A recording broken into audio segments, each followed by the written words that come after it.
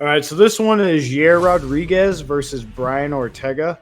So this is a very exciting fight. This is probably my most anticipated fight on the whole card, and this is actually a rematch between Rodriguez and Brian Ortega because the last fight they had ended abruptly in the first round because Brian Ortega dislocated his shoulder. So it was ruled a win for Yair Rodriguez by KO TKO, I believe it was. That's usually how they call like medical injury wins. They go down as a KO TKO. So it's very misleading if you just look at it. You think, oh, Yair knocked him out or, whatever. No, it was a freak injury, and Ortega's shoulder dislocated, I believe, if I'm remembering correctly, because that fight was such a blue baller that I watched live.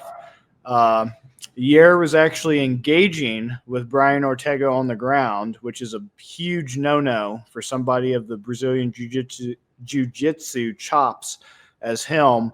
And Yair was trying to pass his guard. Yair was standing up on his feet, had Ortega's ankles in his hands trying to pass, and obviously Ortega was trying to sweep a reverse, and he just suddenly popped his shoulder. So that leads me to believe I'm very concerned that Yair would be so willing, and I know that this was like last year or whenever it was that they fought, but it still remains that I'm very concerned that Yair was so willing, especially that early in the fight, in the first round at the very beginning, to engage with a guy that you should know better than to engage with on the ground. So, yeah, this was 2 years ago now, July 2022, and Yair had no fear. So that's very concerning that he was that willing because Yair is not a guy who has very good grappling at all. In fact, for a long time, that was his kind of kryptonite, was grappling. Frankie Edgar, grizzled veteran at the time of his meeting with Yair Rodriguez in 2017, was supposed to be sacrificing him to the hot young Mexican prospect, brutally TKO'd the hell out of Yair Rodriguez and swole his eye up to like the size of a grapefruit, just basically off takedowns and taking top position and, using strikes from mount and various other grappling positions, and just kind of had his way and the grappling with Yair Rodriguez. So it's pretty concerning that somebody like Ortega, and Ortega is kind of like the last guy and girl for that matter, because I'm about to segue into something here with this, that is actually using their jujitsu, their BJJ, in dynamic, interesting ways that actually leads to finishes. He's kind of the last of a dying breed because, as we saw, I believe it was last weekend with Mackenzie Dern, if Mackenzie Dern cannot get her jiu-jitsu utilized, she's going to get destroyed. She's going to get pieced up on the feet. She's going to either get knocked out or TKO'd. She's just got nothing. Let's see. Crone Gracie, the other guy, Crone Gracie. Butt scoot galore, just absolutely embarrassing, like the worst representative of BJJ and MMA you can think of. That's all he has. He got destroyed by Cub Swanson just by eating body shot after body shot that would have TKO'd anybody else. Terrible example of jiu-jitsu and MMA. Brian Ortega is the last guy who legitimately can snatch up a sub from anywhere. He was very close, by Volkanovski's own admission, to finishing Volk by a mounted guillotine, I believe it was, when he challenged Volkanovski for the title. He's won by submission in the UFC, which is always good to see. Very impressive triangle choke finish over Cub Swanson. Let's see, who else? Renato Moicano, an accomplished grappler and BJJ guy in his own right. He choked him out with a guillotine. Triangle win over Diego Brandao. Triangle over Jordan Rinaldi on the regional scene. Like, just so many sub finishes. And to get them in the UFC is just incredible. And has really only lost to the most elite guys in the UFC. Lost to Max Holloway. That was a pretty brutal fight, but no shame in it. Lost to Volkanovski, as I said. And then Yair. So Yair's kind of the only one that's got an asterisk since it was due to an injury.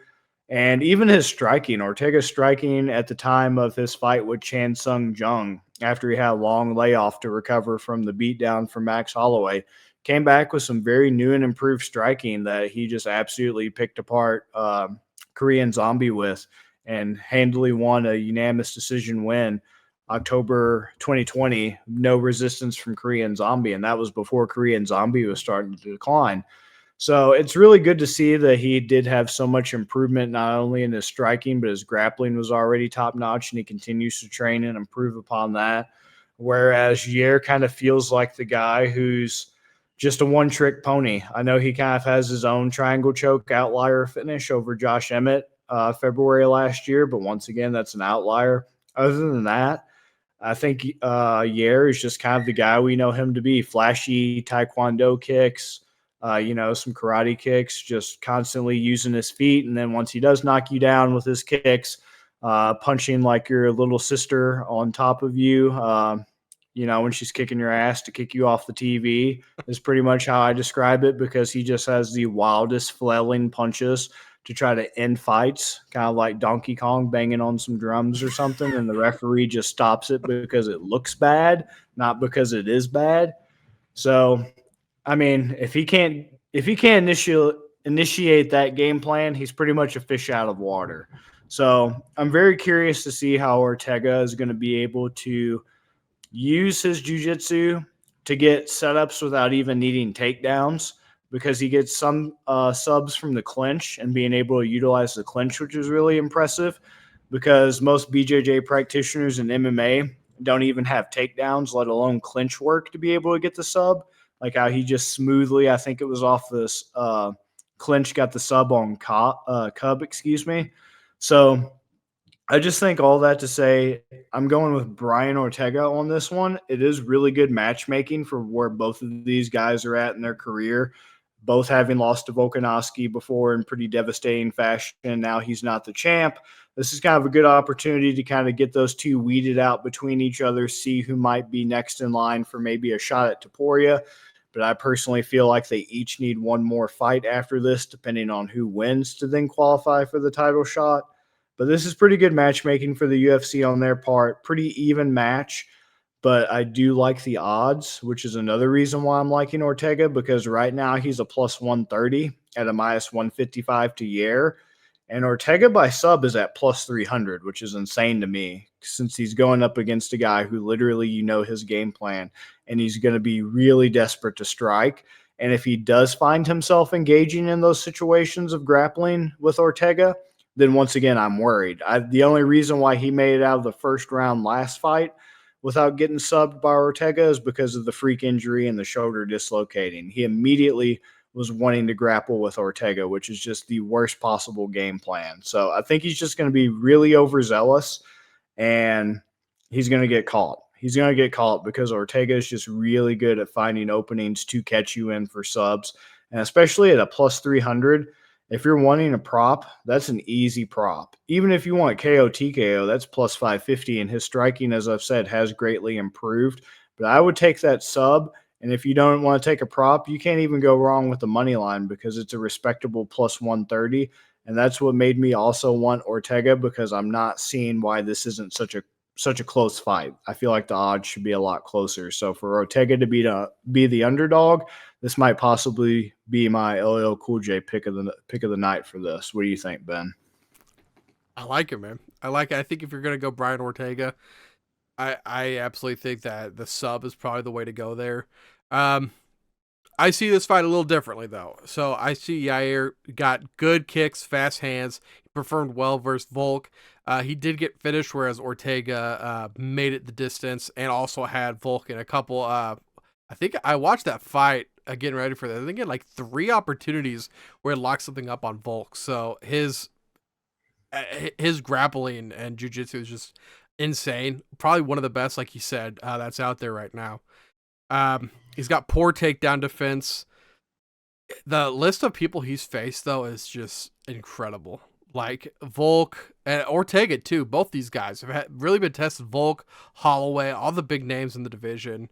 I've got sneaky hidden intentions. He's able to not telegraph some of his big hits, and he's able to just really kind of pull them out of his butt.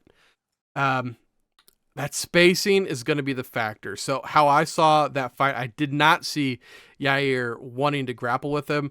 I saw Ortega just having really good pressure and getting him up against the cage, working his way to that takedown. So, and for Brian Ortega getting into him, I'm not going to hold the fact that he looks like a local trailer park divorcee against him, but he has great pressure against the cage. His subs are incredible because he could get them from any angle. Much better grappler. But my big thing is he can get pieced up when standing. I mean, we saw his fight against Max Holloway. Holloway felt bad punching this dude in the face, so much so that he's like, dude, he grabs his hand and he's like, hold it up here so when I punch you in the head, it doesn't hurt as bad. It's not as bad. Yeah, it was impressive. And part of that, Holloway's just really good. But part of that, Ortega's just really, really bad at strike defense. And that's where Yair Rodriguez, he's great at. Ortega also not as active. Partly not his fault. His last fight was against Rodriguez. It was their first fight. That was all the way back in July of 2022. So you can look at this two ways. Either you're looking at it as he's been off for a long time. He's going to come in and he's already older. And Yair, he's had these high-level competition against guys. In the meantime, he's going to be more oiled, more ready to go. Or you can look at it as Ortega is coming, fighting the dude that he dislocated his shoulder with. It's a vision quest. He's just been training for this moment for forever. Now's his time. I don't see it that way, though. Like, his last win was against Korean Zombie. I think Korean Zombie was starting to decline already at that point. That was all the way back in October of 2020. That was his only fight since we've been in the 2020s. 2024 now, guys. His last win before that was 2018. This dude, I think he was, 2-3? Yeah, he's 2-3 with the third loss being back, or his only second victory being 2018. I don't see Ortega, if he's able to get to Rodriguez and pressure him against the cage like he did last time, he's got a chance. I feel like Yair's going to piece him up. And it could absolutely go the decision route, or it could get a stoppage like the Holloway fight. I don't think Ortega gets knocked out, but he's just going to get so much volume against him. If you do the double chances at -140, do I have the Rodriguez pulled up? Rodriguez by decision +250. I feel like I would go Rodriguez by decision. Not bad. I mean, I can't disagree. I just see it a little differently, and hopefully it plays out for a big plus, but it is tough. That's why I think the odds should be a lot closer than they are for sure, because to have one be it's not a huge favorite, but to be a pretty decent favorite, I do strongly disagree with. I think this should almost be a pick 'em at this point. Yeah, I do agree with you there, because both of them have their method way to win. Ortega with his wrestling, Yair with his striking. So with it being 155 and 130, I don't blame you for taking that value. And it was actually a good point you brought up that he does have the wrestling also. So it's nice that he has the wrestling, the clinch work, all these ways to actually get it done instead of just Cronin Gracie in his way, butt scooting around the octagon. Right. Yeah, I don't see him like that at all.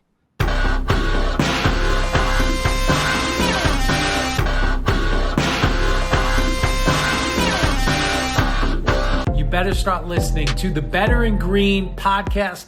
You will not regret it. Trust me. And hey, I'm Dean Blandino. Welcome to Better in Green, eh? To Better in Green, eh? To Better in Green, eh? Listen in and cash out. That's what it's all about. Come on, let's make cash now. We always on spot and we cover old spot from the bottom to the top, hey.